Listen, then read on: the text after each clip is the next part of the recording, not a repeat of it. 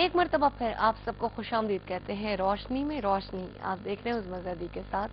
اور بریک پر جانے سے پہلے جو بہن نے ہماری توجہ مبذول کروائی تھی اس چیز کی جانب کہ وہ خواتین جنہوں نے تمام عمر، ٹھیک ہے نصیب کی بات ہے یا مقدر کی بات ہے کہ ان کو اپنے شوہر کی جانب سے انہوں نے جو کچھ بھی کیا وہ صلہ نہیں ملا، اور پھر انہوں نے تمام تر اپنی انرجیز جو ہیں وہ بچوں پر لگا دی. لیکن معلوم ہوا کہ بڑے ہونے کے بعد جو ہے وہ بچوں نے بھی ان کی قدر نہ کی، ان سے بدسلوکی کرتے ہیں. ایسے بچوں کے بارے میں جو قدر نہیں کرتے اپنی والدہ کی، اور خاص طور پر ایسی خاتون کی کہ جنہوں نے تقریباً شوہر کے ہوتے ہوئے بھی اس طرح پالا جیسے سنگل پیرنٹڈ جو بچے ہوتے ہیں، اور پھر ان کی جانب سے بھی اگر بدتمیزیاں بدسلوکیاں دیکھنے کو ملے، کیا حکم ہے ایسی اولاد کے بارے میں؟ بس اس عورت کی دنیا تو خیر ختم ہو ہی جاتی ہے، اور وہ یہی توقع رکھتی ہے کہ اللہ تبارک و تعالیٰ اس کو آخرت میں جو ہے بہترین اس کا صلہ عطا فرمائے.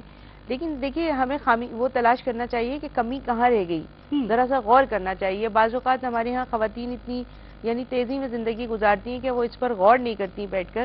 لیکن قرآن کریم ہمیں غور فکر تدبر کی کیوں دعوت دیتا ہے؟ وہ اس لیے دعوت دیتا ہے کہ تاکہ ہمارے ذہن میں نئی نئی چیزیں آئیں اور وہ روشن ہوں، اور ایسے دریچے کھلیں جن سے ہمیں دنیا دوسرے طریقے پہ نظر آئے، ویژن ہمارا جو وائڈ ہو.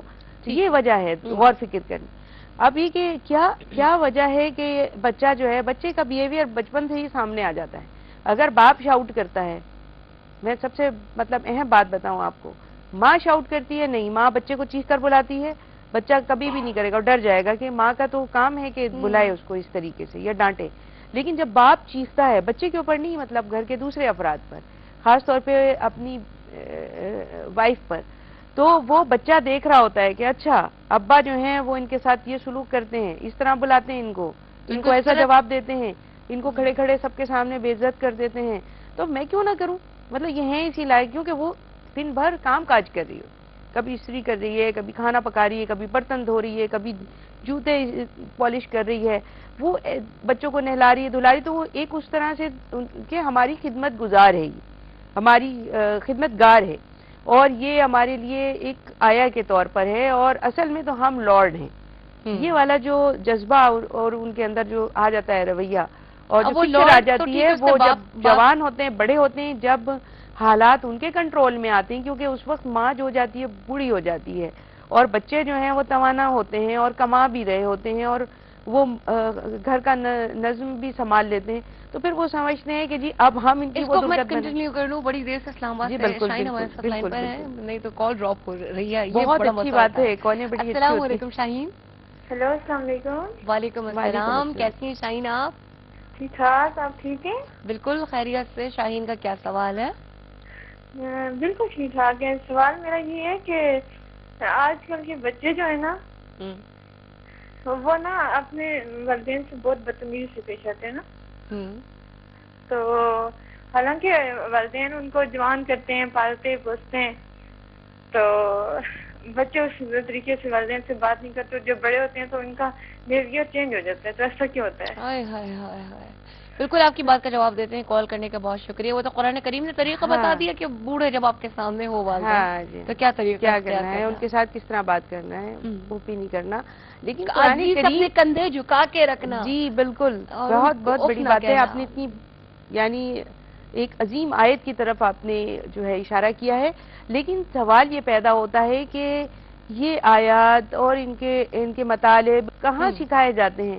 میں تھوڑا سا یعنی سچی بات عموماً کڑوی ہوتی ہے، لیکن میں اپنی بہنوں سے گزارش کروں گی جن کے یہ مسائل ہیں، وہ یہ ضرور غور کریں کہ انہوں نے اپنے بچوں پہ بہت وقت لگایا. جو یہ کہہ رہے ہیں بالکل صحیح کہہ رہے ہیں. انہوں نے بچوں کو کھلایا پلایا، ان کے کام کاج کیے، ان کے سونے جاگنے کا انتظام، ان کا یہ ساری چیزیں، بہترین اسکول جا رہے ہیں، لے کے آ رہے ہیں، یہ ساری چیزیں ہیں.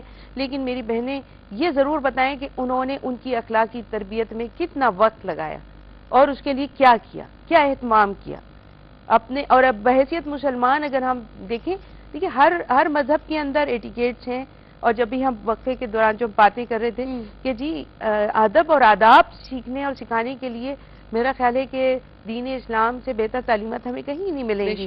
تو غیر مسلم بھی اس پہ عمل کر رہے ہیں، اور عمل کر رہے ہیں، جس پہ کر رہے ہیں اس کا پھل پا رہے ہیں. تو ہم کیوں نہ اس کا پھل کھائیں؟ تو بات یہ کہ وہاں کمی رہ جاتی ہے. آپ یہ تو سب کر رہے ہوتے ہیں, اس میں اپنی زندگی داؤ پہ لگا دیتے ہیں. زندگی داؤ پہ لگانے کا مقصد یہ خود کھاتے پیتے نہیں ہیں, وہ بچت کر کے اپنے بچوں کے لیے ہم لگا رہے ہوتے ہیں, جس کے نتیجے میں ویک ہو جاتے ہیں, علاج نہیں بر وقت کراتے, جس کے نتیجے میں بیماریاں بڑھ جاتی ہیں. پھر ہم کہتے ہیں, خواتین کہتی ہیں کہ دیکھو میں نے اتنی قربانی دی کہ مجھے یہ بیماری جو ہے یہ اب بڑھ کے یہ ہو گئی ہے. لیکن سوال یہ پیدا ہوتا ہے کہ یہ سب آپ نے ان کی فزیکل گروتھ کے لیے کیا ہے, آپ نے ان کے بہترین اسکوپ کے لیے کیا ہے.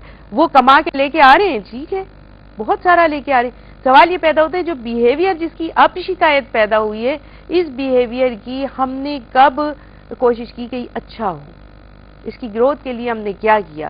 میں سمجھتی ہوں کمی یہاں ضرور ہوتی ہے, چاہے کوئی کتنا ہی پردہ ڈالے اس کے اوپر, لیکن اس میں یہ ضرور یہ بات ہوتی ہے.